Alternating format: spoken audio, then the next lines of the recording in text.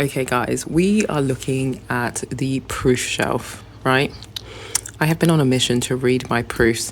So I've read these in like the past. Okay, this is not purely a proof shelf. I've read these in the past month, let's say. This is also a proof. And I read this, I think, last year. I'll need to double check the dates. You can tell they are proofs because they have the dates on them. Although I do have one of the books that is a proof and doesn't have the date that it's publishing on them. And I'm like, please, I need you to include this so I know when this comes out. So I've been on a mission to obviously read these because they come out fairly soon. It is February now when I'm filming this. It's the end of February, the last day of February actually. So this is already out. But I'm going to show you other proofs that I have left over and actually make this an actual sit down video. Hello everyone and welcome back to my channel. For today's video, I just want to talk about proofs because I have been reading through a stack of proofs. I have really been in a place of one in, one out. Like as soon as it comes through the door, read it. Because I really am just trying to reduce my stack of unread books. Like I'll show a clip of it at the end, but my aim definitely by the end of this year is to have one whole stack removed so that it's just like one stack left.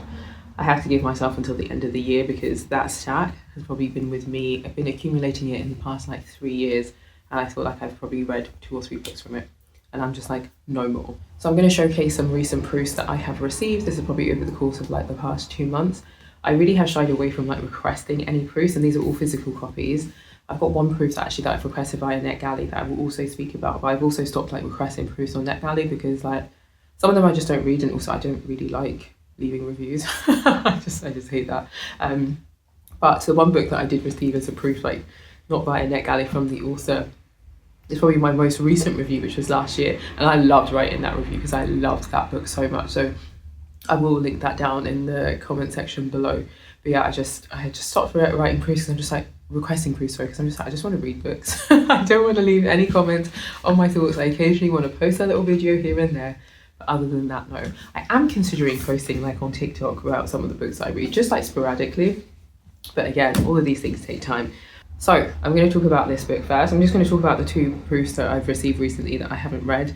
This is due to be the next one that I start, but I also have the kind of Richmond Osman book to start, the newest one, and I kind of want to start it because it is due back at the library soon, but we'll see.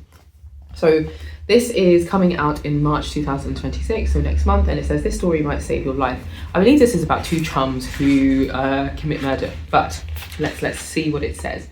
So it's about Benny and Joy. They like to say that they've been saving each other's lives since the day they met, until the day Joy disappears and Benny is accused of her murder. Best friends, Benny and Joy host a beloved comedy survival podcast full of life-affirming humor and near-death experiences. When Benny arrives at Joy and her husband's home one morning to record, he finds shattered glass and an empty house. With Joy missing and the hours ticking by, not even their most devoted fans could guess the terrible secrets they have hidden from the world and from each other. If Benny wants to find joy in time and clear his own name, he'll have to solve the highest stakes survival story yet. My bad, I didn't realise Benny was a boy. I don't know why I thought this was about 2. It must have been something else.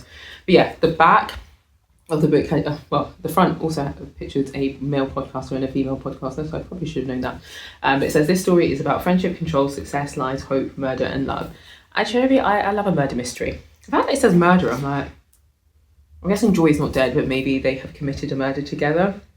Don't know much about it, but a lot of these books come from, like, if you work kind of in the publishing industry, marketing, there's a mailing list and you can get like access to proofs. So when I read the description about this, I was like, this sounds absolutely fabulous. So this might be my next read, or my next read might be this. Look at what a stunning like proof cover. It's just so nice. This comes out in May 2026, so like I've got some time on this one, but I'm really excited to read this, and I think this is absolutely gorgeous. And this bit just has a little bit of the blurb. It says it's like a blistering new boy is the killer debut of 2026. The first time Yirsa doesn't intend to kill, but the Cambridge professor sitting opposite her has manipulated her friend, stolen her research. When she flicks the bee into his San Pellegrino, she thinks he'll get a nasty sting, and then he's dead. And Yirsa, who, let's face it, has been bored for a while, is alive. It's a sweet feeling finally having some control. This reminds me of a book that I just read, which I'm going to pull it up because it is also a proof, but the little bit of the blurb bit that just makes me laugh is, "The bee found its own way to the lemonade. Of course she could have redirected, called an ambulance, but then again, why interfere? Why not sit back, enjoy that late winter light, and watch that fucker die? Love it. So I'm really excited about this. Again, I read the blurb and I was like, it sounded so cool. Before I jump into the proofs that I have read, I thought I'd just talk about one that I'm currently reading, which is this book, Womb, The Inside Story of Where We All Began, by Leah Hazard. So this actually came out in March 2023, so that's how long this has been like sitting on my to be read list. And I finally picked it up because I guess I picked it up last year because I was like, I really need to start making a dent in that. And I really have been excited to read this. It's been taking me a while to read this, and that isn't anything to do with it being dense or anything like that. I'm just not gravitating towards it that much. Every time I read it and pick it up, I really do enjoy like what she talks about, but I never find myself really wanting to go back into it. And that usually lets me know that like I'm not enjoying a book that much. But like, I don't know, that's not always the indication. Like I say, every single chapter I've read, I've been like, oh, sounds great. So this is split, obviously it talks about the womb, but it's split into so many different sections about kind of like what you may experience as a person with a womb. So it's split into uterus, period, conception, pregnancy, tightening, labor, loss, cesarean, postpartum health, menopause, like so many different things. And I am currently on the health section.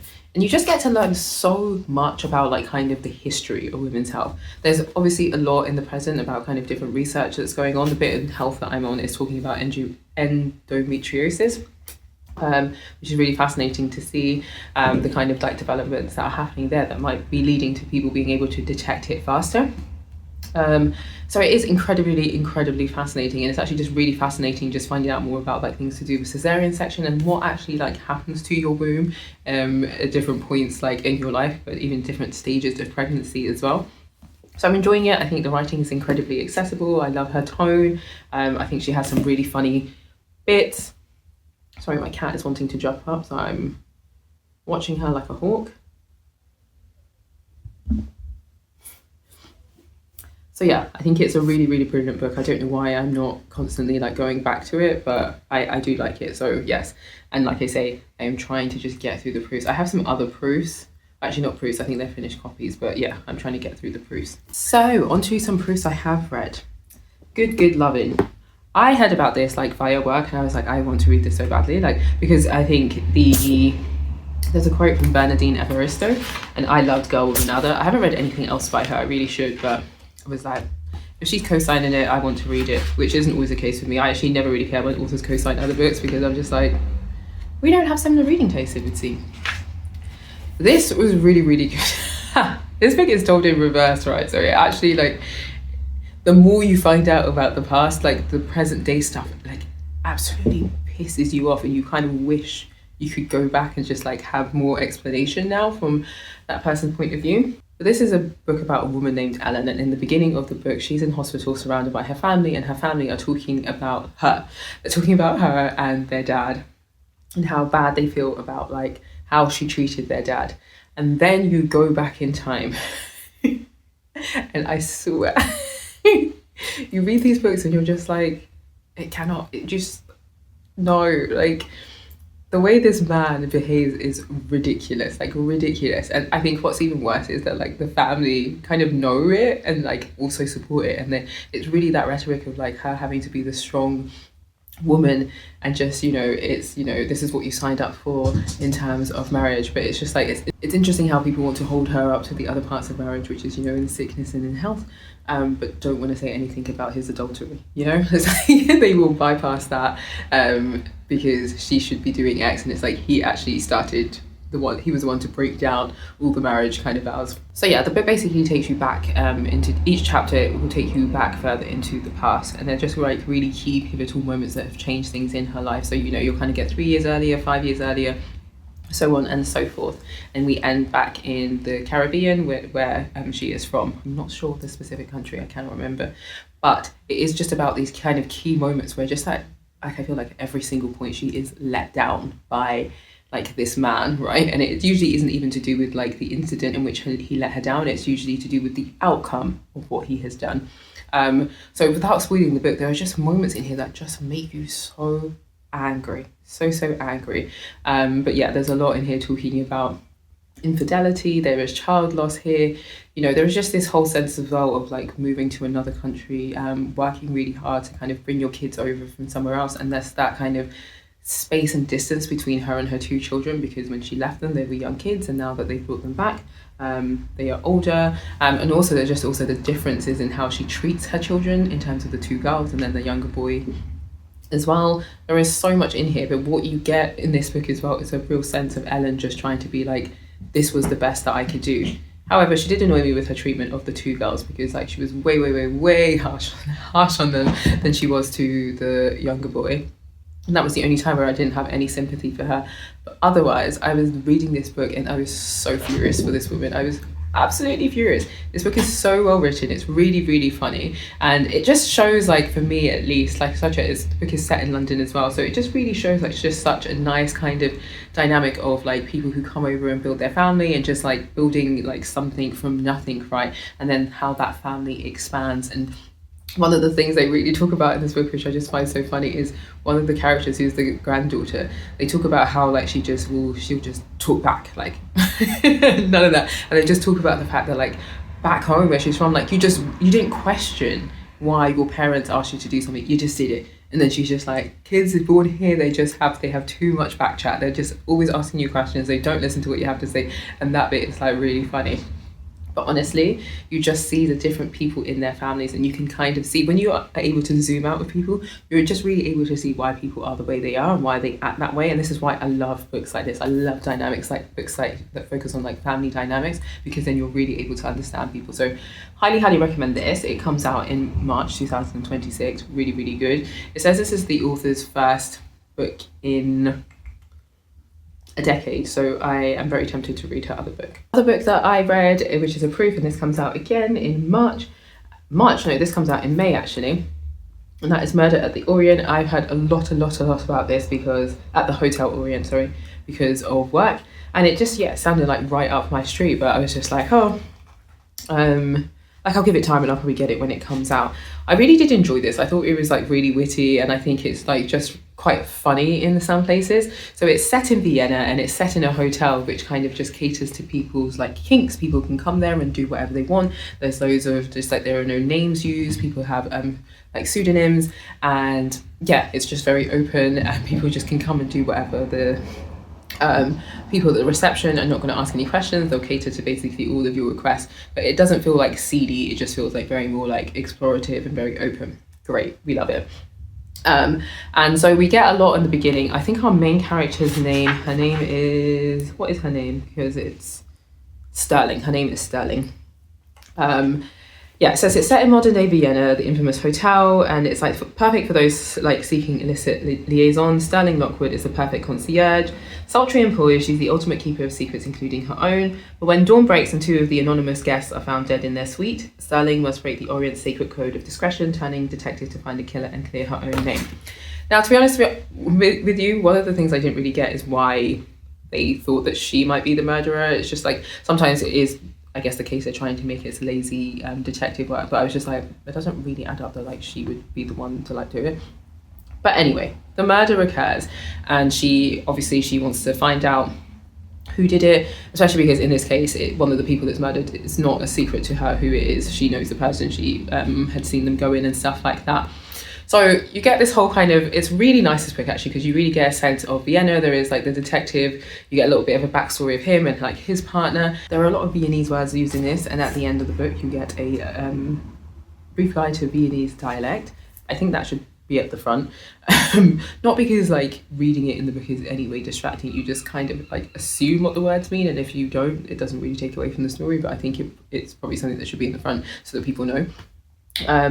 But so you get kind of embedded into like that culture and just kind of the scenery, the streets, the different cafes. I really like that. There's loads of descriptions of the hotel. There's loads of descriptions of like Sterling and the kind of person she is, and just how kind of like quirky and witty she is and things like that. Sometimes a bit heavy-handed, but it's okay. So, as you would expect, there is obviously Sterling, our amateur sleuth, and then we have our detectives. And of course, everyone wants the sleuth to stay out of the way and let them do their job. However, one thing that's actually quite nice in here is, because all the guests prefer to be anonymous and they won't want to ever talk to the police and like They actually, as a hotel, have no way of tracking these people down because they don't take any details down about them. The police actually do have to work with Sterling because she has to track them down, and she's like the only one that can. So in that way, they have that kind of like partnership, but that doesn't mean they tell her everything about the investigation. Anyway, obviously with these things, hijinks ensues, and yeah, little things happened, and people get like, you know, more bodies start appearing, and the people you think has done it, maybe has done it, hasn't done it. Cool. Like, I thought all the kind of cast of characters, it was like very, like, towards the end, you can kind of be like, yeah, you're here for a reason, whatnot. What I will say is the wrap up of this is very, very strange, and I can't really reveal without ruining it. But it just feels like, to me, we are saying the detectives are very shoddy at their job. Like, I didn't really get the wrap up at the end. I didn't really get why certain things were done. And that bit just felt like a little bit confusing. It feels like the book is set up for a part two. Not a part two, as in like a continuation with this character. So maybe we'll get a little bit of clarification around that.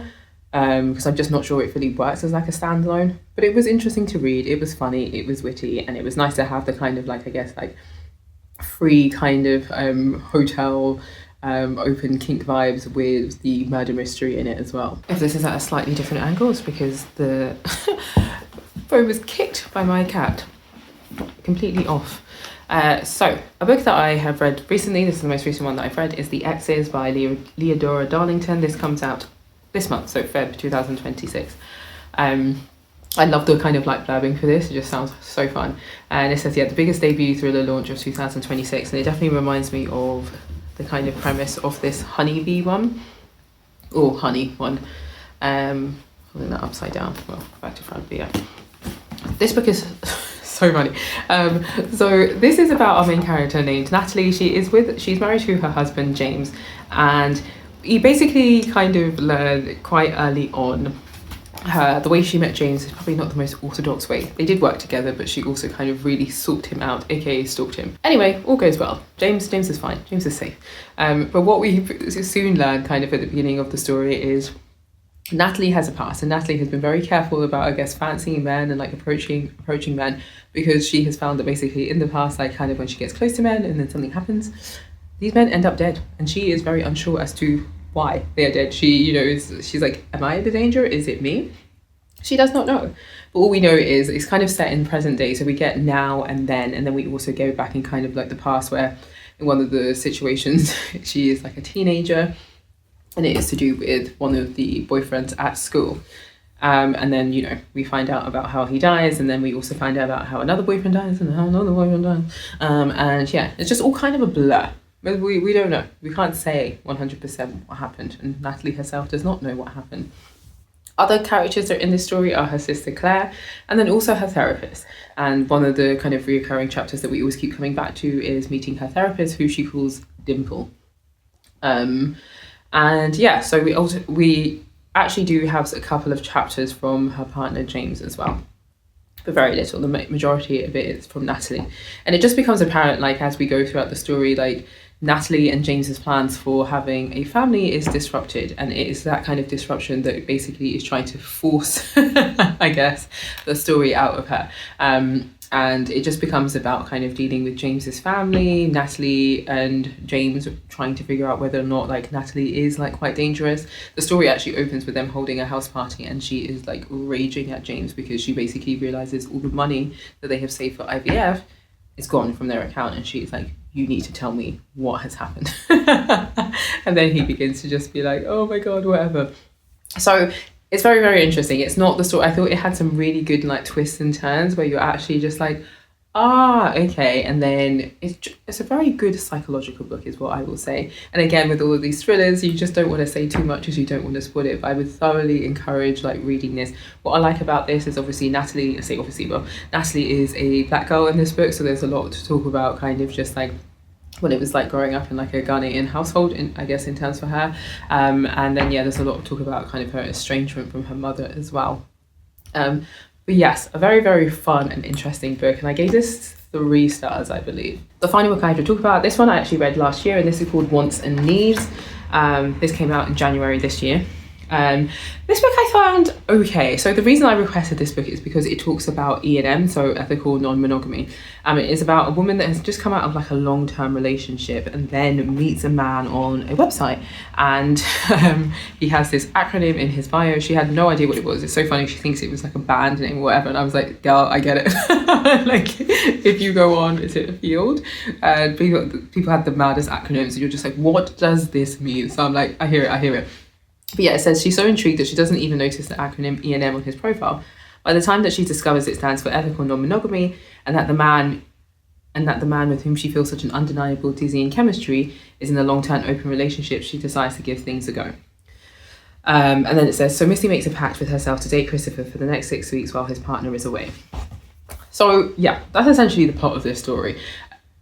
It's an interesting one because it is one of those situations where like she has just come out of like a long-term relationship, and obviously this wasn't something she knew she was going into.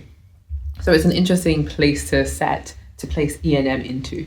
But I just wanted to see what it would be about. And you know, as with all of these things, it is about her kind of like really falling for him and like realizing that like perhaps this situation is just like not going to work for her.